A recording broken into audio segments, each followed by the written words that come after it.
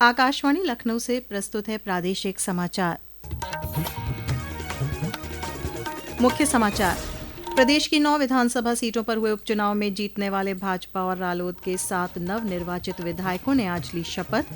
मुख्यमंत्री योगी आदित्यनाथ ने कहा, यह प्रदेश के विकास और जनता की आस्था की जीत है।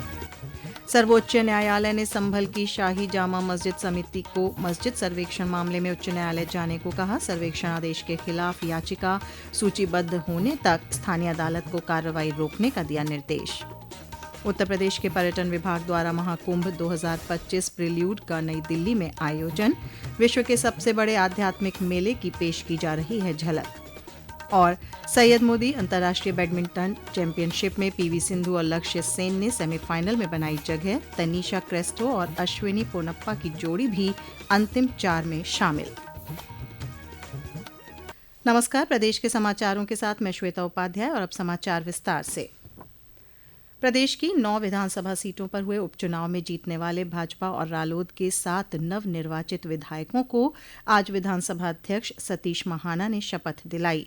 समारोह में मुख्यमंत्री योगी आदित्यनाथ ने विजयी प्रत्याशियों को शुभकामनाएं देते हुए इसे प्रदेश के विकास और जनता की आस्था की जीत बताया।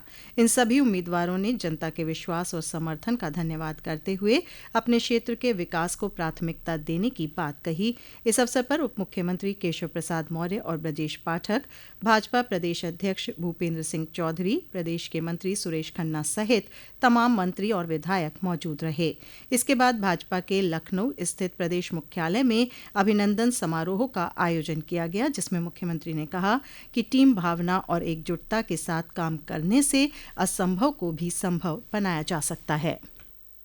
कोई भी सफलता हमें एक नई प्रेरणा देती है आगे बढ़ने की, एक नई मंजिल की तरफ आगे बढ़ने के लिए और उससे बड़ी सफलता प्राप्त करने के लिए प्रेरित तो करती है, लेकिन असफलता भी उन कमियों की ओर हमारा ध्यान आकर्षित करती है कि अगर ये प्रयास यानी असफलता केवल एक चुनौती है, उसको चुनौती के रूप में स्वीकार करके हमें आगे बढ़ना होगा और कोई कारण नहीं, अगर हम प्रयास करेंगे तो 2027 में फिर से प्रदेश में कमल खिलेगा, इसमें कोई संदेह किसी को नहीं होना चाहिए। सर्वोच्च न्यायालय ने संभल की स्थानीय अदालत से कहा है कि वह चंदौसी में शाही जामा मस्जिद के खिलाफ मुकदमे की सुनवाई तब तक न करे जब तक कि सर्वेक्षण आदेश के खिलाफ मस्जिद समिति की याचिका इलाहाबाद उच्च न्यायालय में सूचीबद्ध नहीं हो जाती। न्यायालय ने यह भी निर्देश दिया कि मस्जिद का सर्वेक्षण करने वाले एडवोकेट कमिश्नर की रिपोर्ट को सील बंद लिफाफे में रखा जाए और इसे बीच में न खोला जाए। न्यायालय ने उत्तर प्रदेश सरकार से शांति और सद्भाव बनाए रखने को कहा है। और जानकारी हमारे संवाददाता से। सर्वोच्च न्यायालय ने आज मस्जिद समिति द्वारा दायर याचिका पर सुनवाई की, जिसमें 19 नवंबर को पारित स्थानीय न्यायालय के आदेश को चुनौती दी गई थी। स्थानीय न्यायालय ने एडवोकेट कमिश्नर को मस्जिद का सर्वेक्षण करने का निर्देश दिया था। इस बीच संभल में आज कोर्ट कमिश्नर ने सीनियर डिवीजन न्यायालय चंदौसी में सर्वे की रिपोर्ट नहीं पेश की। कोर्ट कमिश्नर ने सर्वे रिपोर्ट पेश करने के लिए जज से 10 दिन का समय मांगा है। इसको लेकर सीनियर डिवीजन न्यायालय ने सुनवाई के लिए 8 जनवरी 2025 की तारीख नियत की है। उधर संभल में जुमे की नमाज को देखते हुए सुरक्षा के पुख्ता इंतजाम किए गए थे। संभल में बीती 24 नवंबर को जामा मस्जिद के सर्वे के दौरान हुई हिंसा की जांच के लिए राज्य सरकार ने न्यायिक जांच के आदेश दिए हैं। इस संबंध में गृह विभाग ने कल देर रात अधिसूचना जारी कर दी। जांच के लिए इलाहाबाद हाईकोर्ट के सेवानिवृत्त न्यायमूर्ति देवेंद्र कुमार अरोड़ा की अध्यक्षता में 3 सदस्यीय आयोग का गठन किया गया है। आयोग में सेवानिवृत्त पुलिस महानिदेशक AK जैन और सेवानिवृत्त अपर मुख्य सचिव अमित मोहन प्रसाद सदस्य होंगे। यह आयोग 2 माह में जांच कर अपनी रिपोर्ट राज्य सरकार को सौंपेगा। सुशील चंद्र तिवारी, आकाशवाणी समाचार, लखनऊ। सर्वोच्च न्यायालय ने मथुरा के श्री कृष्ण जन्मभूमि मामले में ट्रायल कोर्ट से उच्च न्यायालय ट्रांसफर की गई 18 याचिकाओं को सुनवाई योग्य मानने के इलाहाबाद उच्च न्यायालय के फैसले को मुस्लिम पक्ष की ओर से चुनौती देने वाली याचिका पर सुनवाई टाल दी है। चीफ जस्टिस संजीव खन्ना की अध्यक्षता वाली पीठ ने कहा कि यह देखा जाएगा कि क्या उच्च न्यायालय की एकल पीठ के फैसले की अपील उच्च न्यायालय की बड़ी पीठ में संभव है। इस मामले में हिंदू पक्ष ने पहले ही कैविएट दाखिल कर रखा है। केंद्रीय सामाजिक न्याय और अधिकारिता राज्य मंत्री रामदास अठावले ने आज लखनऊ में आयोजित प्रेस वार्ता में कहा कि केंद्र सरकार की योजनाओं से भारत के करोड़ों लोगों को लाभ मिल रहा है। केंद्र सरकार की हर घर नल योजना से देश के करोड़ों ग्रामीण जन को स्वच्छ जल मिल रहा है। उन्होंने आयुष्मान भारत योजना की भी तारीफ की। श्री अठावले ने संभल मामले पर कहा कि दोनों पक्षों को शांति व्यवस्था बनाई रखनी चाहिए और न्यायालय का जो भी आदेश आएगा उसे स्वीकार करना चाहिए। ये समाचार आप आकाशवाणी लखनऊ से सुन रहे हैं। ताज़ा समाचार जानने के लिए आप हमारी वेबसाइट newsonair.gov.in पर लॉगिन कर सकते हैं। इसके साथ ही आप प्रादेशिक समाचारों का ये बुलेटिन हमारे YouTube channel news on AIR Lucknow पर भी सुन सकते हैं। उपराष्ट्रपति जगदीप धनखड़ आगामी 1 दिसंबर को कानपुर के 1 दिवसीय दौरे पर आएंगे। इस दौरान उपराष्ट्रपति सेठ आनंद राम जयपुरिया स्कूल कानपुर के स्वर्ण जयंती समारोह में मुख्य अतिथि होंगे। वे आईआईटी कानपुर का भी दौरा करेंगे और वहां छात्र छात्राओं और शिक्षकों को संबोधित करेंगे। उत्तर प्रदेश पर्यटन विभाग की ओर से महाकुंभ 2025 प्रील्यूड का आयोजन आज नई दिल्ली के निजी होटल में किया जा रहा है। कार्यक्रम में केंद्रीय पर्यटन मंत्री गजेंद्र सिंह शेखावत, प्रदेश के पर्यटन एवं संस्कृति मंत्री जयवीर सिंह शामिल हैं।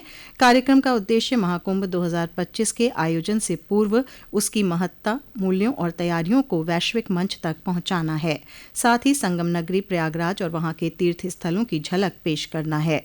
कार्यक्रम में केंद्र सरकार के विभिन्न मंत्रालयों एवं संस्थानों के प्रतिनिधि, कई देशों के राजदूत, उच्चायुक्त एवं उच्चायोग के अधिकारियों के साथ साथ विभागों के सचिव और मुख्य सचिव भी मौजूद हैं। इस बीच महाकुंभ में स्वच्छता और सुंदरता पर विशेष ध्यान दिया जा रहा है। पर्यटकों को आकर्षित करने के लिए बड़े पैमाने पर पुष्प वाटिकाएं और रंग बिरंगे पौधे क्यारियों और गमलों में लगाए जाएंगे। इसके लिए 7,55,18,000 रुपए का बजट रखा गया है। लखनऊ में आयोजित सैयद मोदी अंतर्राष्ट्रीय बैडमिंटन चैंपियनशिप में पीवी सिंधु महिला सिंगल्स के सेमीफाइनल में पहुंच गईं।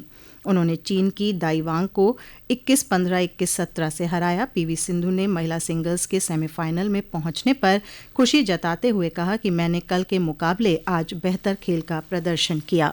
I think obviously today's match was important. I mean, it's just match by match. He is a low-ranked player. It doesn't matter, but I think it's important that I play my game and give my best. And I haven't thought about tomorrow, but since now the game is over, tomorrow I haven't even seen the result because I think they were playing beside my match. So since you said Unnati, I think it's going to be a good game. Both Indians playing the semi-finals. वहीं पुरुष एकल में लक्ष्य सेन और दूसरी वरीयता प्राप्त प्रियांशु राजावत भी जीत के साथ अंतिम 4 में पहुंच गए। महिला युगल में दूसरी वरीयता प्राप्त त्रिशा जौली और गायत्री गोपीचंद पी भी सेमीफाइनल में पहुंच गई हैं। 5वीं वरीयता प्राप्त भारत के ध्रुव कपिला और तनिषा क्रेस्टो मिश्रित युगल में तथा पिछली बार की उपविजेता भारत की शीर्ष वरीयता प्राप्त अश्विनी पोनप्पा और तनिषा क्रेस्टो भी अंतिम 4 में जगह बनाने में सफल रहे। वहीं मिक्स्ड डबल्स के क्वार्टर फाइनल में पहुंची तनिषा क्रेस्टो ने आज के प्रदर्शन पर खुशी जताई। जब सेकंड सेट हारे थे हमने हौसला नहीं छोड़ा और तब भी हिम्मत रखी हमने। हम बिल्कुल एक फ्रेश स्टार्ट से थर्ड सेट में गए और जो नेगेटिव्स किए हमने बस थोड़ा वही रिड्यूस किया और पॉजिटिव्स पे ज्यादा फोकस किया और थोड़ा सा ज्यादा एंजॉय करके खेलने लगे हम थर्ड सेट। उस वजह से हमारे स्ट्रोक्स भी काफी अंदर आने लगे, तो आई थिंक वो चीज ने हमें बहुत हेल्प किया थर्ड सेट। पीलीभीत जनपद के पूरनपुर में स्थित दी किसान सहकारी चीनी मिल का शुभारंभ आज जिलाधिकारी संजय कुमार सिंह ने किया। जिलाधिकारी ने चीनी मिल नियमित रूप से चलाने और किसानों को गन्ना आपूर्ति के लिए पर्याप्त पर्चियां उपलब्ध कराने के निर्देश दिए। और अब अंत में मुख्य समाचार एक बार फिर। प्रदेश की 9 विधानसभा सीटों पर हुए उपचुनाव में जीतने वाले भाजपा और रालोद के 7 नवनिर्वाचित विधायकों ने आज ली शपथ। मुख्यमंत्री योगी आदित्यनाथ ने कहा, यह प्रदेश के विकास और जनता की आस्था की जीत है। सर्वोच्च न्यायालय ने संभल की शाही जामा मस्जिद समिति को मस्जिद सर्वेक्षण मामले में उच्च न्यायालय जाने को कहा। सर्वेक्षण आदेश के खिलाफ याचिका सूचीबद्ध होने तक स्थानीय अदालत को कार्रवाई रोकने का दिया निर्देश। उत्तर प्रदेश के पर्यटन विभाग द्वारा महाकुंभ 2025 प्रील्यूड का नई दिल्ली में आयोजन। विश्व के सबसे बड़े आध्यात्मिक मेले की पेश की जा रही है झलक। और सैयद मोदी अंतर्राष्ट्रीय बैडमिंटन चैंपियनशिप में पीवी सिंधु और लक्ष्य सेन ने सेमीफाइनल में बनाई जगह। तनीषा क्रेस्टो और अश्विनी पोनप्पा की जोड़ी भी अंतिम 4 में शामिल। इसी के साथ ये समाचार बुलेटिन समाप्त हुआ। नमस्कार।